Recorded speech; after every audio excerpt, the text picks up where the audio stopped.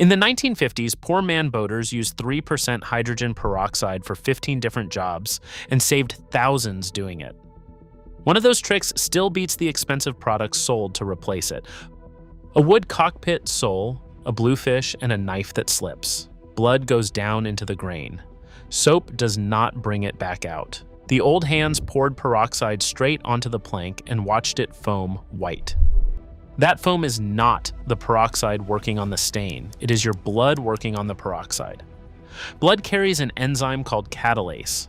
Catalase tears hydrogen peroxide apart into water and oxygen, thousands of reactions every second, and those bubbles lift the pigment up out of the grain from underneath, which is exactly why it destroys a blood stain and does almost nothing to a grease stain.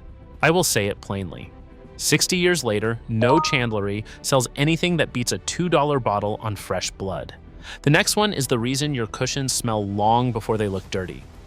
By the 1960s, the cushions on most production boats are vinyl, and vinyl grows black speckle. Those specks are not surface dirt. The mildew is down in the grain of the material, below what a rag can reach. Chlorine bleach takes the black out. It also chews the polyester thread in the seams, and the seam is the expensive part of a cushion. 3% peroxide straight from the bottle on a white rag, 10 minutes, no rinse because it turns into water. It is slower than bleach. It costs you 1 season of stitching instead of 3. I know a lot of you have paid to have a cushion set restitched. Tell me in a comment what the shop charged, and whether you did it yourself the second time around. I read all of them. That trick works above deck. The next one works in the one place you cannot reach. The bilge under the engine, aft of the stringers. That smell is not diesel. It is anaerobic bacteria living in standing water that never sees air. Peroxide floods that water with oxygen. Anaerobic bacteria cannot survive in oxygen. The smell stops because the colony stops. Chlorine does the same job, then sits in your bilge waiting to be pumped over the side into the anchorage you are swinging in. Peroxide breaks down into water and oxygen. There is nothing left to discharge. That is the real reason the brown bottle outlasted every product that replaced it. The galley counter, the icebox lid, the white gel coat around the sink, coffee, tea, red wine, fish slime. Every one is an organic pigment. An organic pigment is what an oxidizer is built to destroy. Peroxide poured on the spot and left 5 minutes pulls coffee out of white gel coat without touching the gloss. Scrubbing with an abrasive powder pulls the coffee out and takes a layer of gel coat with it.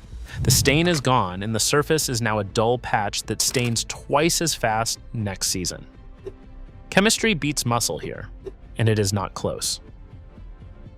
The next one is the trick where you let the sun do the work. Any hardware locker, any boat over 20 years old, white plastic goes yellow. Fender valves, cowl vents, sail slides, the old switch panel. That yellowing is oxidation inside the plastic itself, so scrubbing accomplishes nothing. Peroxide in a shallow tray, parts submerged, tray left on the cabin top in direct sun. Ultraviolet light drives the peroxide to release oxygen faster. The sun that yellowed the plastic in the first place is the same sun you use to reverse it. Give it a full day, turn the parts at noon. The results are inconsistent, and anybody who tells you otherwise has not done it on a boat. On smooth white polypropylene, it is remarkable. On textured gray plastic, it is a waste of an afternoon. If old boat knowledge like this is why you are still here, subscribing costs you nothing, and it is the only thing that tells me to keep digging this stuff up instead of chasing new boat launches. I keep a tray going every time I am at the dock in July because the parts are free and the peroxide is $1. And that is the same chemistry that makes number 1 work, which is the one I would not give up. The next one is the one everybody gets backwards, and it is the reason so many teak decks look worse after cleaning. Teak. And this is where the peroxide bottle goes back in the locker. Gray teak is not dirty. It is oxidized surface fiber, and it needs an acid, not an oxidizer. Practical Sailor priced the whole field and landed on plain oxalic acid, 1 cup mixed into 1 quart of warm water at 27 cents an ounce. Then a borax rinse, half a cup per quart, to neutralize the acid left in the grain and brighten the wood. They also found bleach discolors aluminum trim and lightens teak past the point of looking like teak. The old trick and the tested answer are not the same trick, and I would rather tell you that than sell you the myth. Number 9 is where the peroxide comes back out. The hanging locker, the quarter berth, the underside of every cushion aboard. Mildew grows on the shady side of the fabric, which is the side you never look at. A light mist of 3% peroxide kills what is there. AIR is what stops it coming back. Cushions on edge, locker doors cracked, one small fan running on shore power. Peroxide handles the symptom. Airflow handles the cause. Anybody selling you a chemical that permanently ends mildew on a boat is selling you a story. Number 8 is the reason the strong stuff is not on this list, and 13 men found out the hard way. 16th of June, 1955, Portland Harbor, England. The Royal Navy submarine Sidon is moored alongside her depot ship.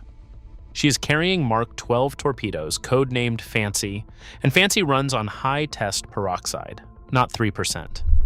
Somewhere between 80 and 90%.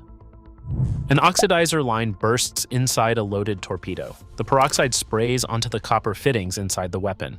Copper is a catalyst. Peroxide touching copper does not leak. It detonates into steam and oxygen, and the pressure blows the torpedo apart inside the tube.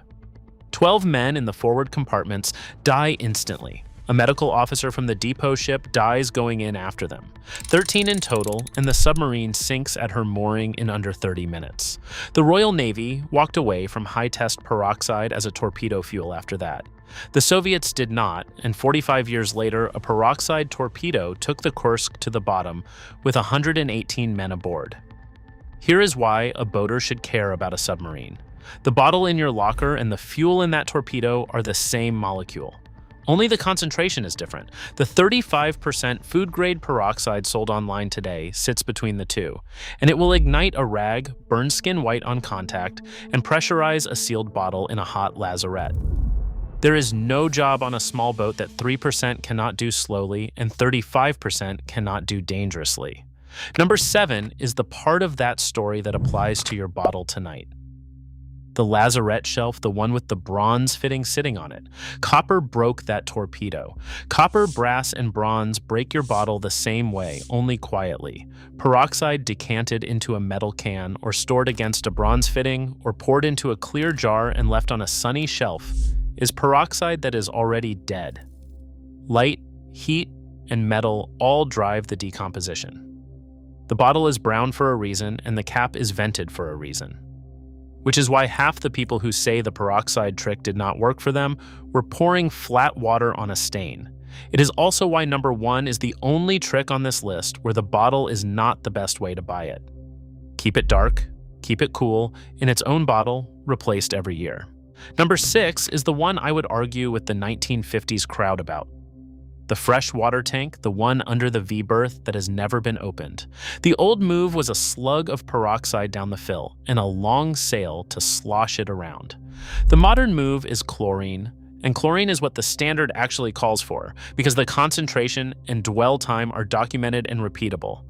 Peroxide sanitizes. It also has no residual, so the tank is protected while it is working and unprotected an hour later.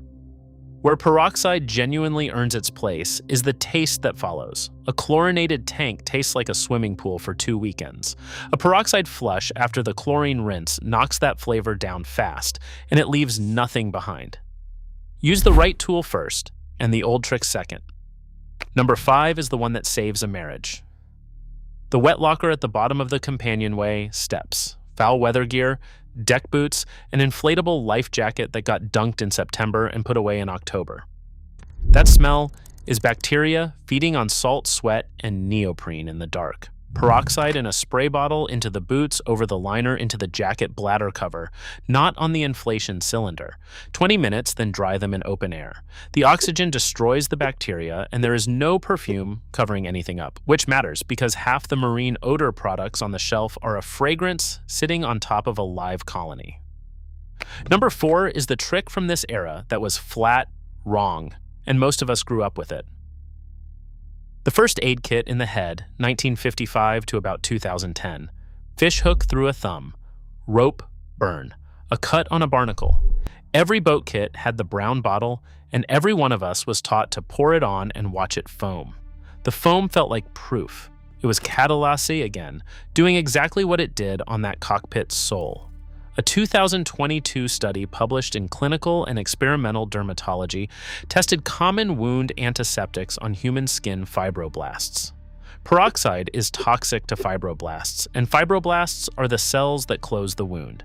It kills the bacteria and it kills the repair crew, so the cut closes slower than if you had used clean water and soap. Current wound care guidance says the same thing. Clean water, mild soap, cover it. I am not throwing the bottle out. I am keeping it for the deck and off the crew. Number 3 is the one nobody wants to talk about. The shower sump and the head discharge hose. A black hose that smells through the wall is not dirty on the outside. It has a biofilm colony on the inside wall and permeated odor in the rubber itself. Peroxide poured down the sump and left overnight oxidizes the biofilm off the hose wall without attacking the rubber or the bronze the way strong chlorine does over time. It does not fix a hose that is genuinely permeated. Nothing does. That hose gets replaced. But it buys a season and turns a sump you avoid into one you can live with. Number 2 is the one that saves the most money per bottle.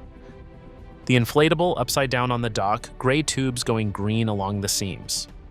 Hypalon and PVC both grow mildew in the fabric weave, and the standard advice is a stiff brush and a strong cleaner. A stiff brush on an inflatable is how a good tube becomes a slow leak. Peroxide wet for 20 minutes, wiped, no scrubbing at all. The oxygen does the lifting. A new tube set costs more than most people paid for the whole dinghy. That is the math that makes this worth 20 minutes. Which brings us to the one I actually use most, and the one that is quietly the same chemical in a costume. Mildewed sails and mildewed canvas, and the bag of oxygen bleach powder sitting in your dock cart right now. Sodium percarbonate.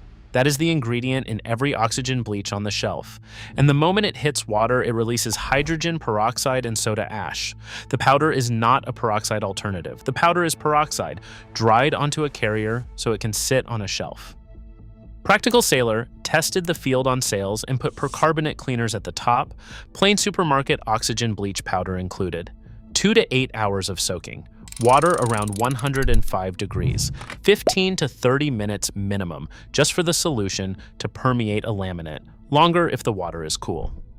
Then the part that makes the whole list worth it. Their testing found that chlorine bleach at 30% household strength for 10 minutes cuts sail strength by 70%.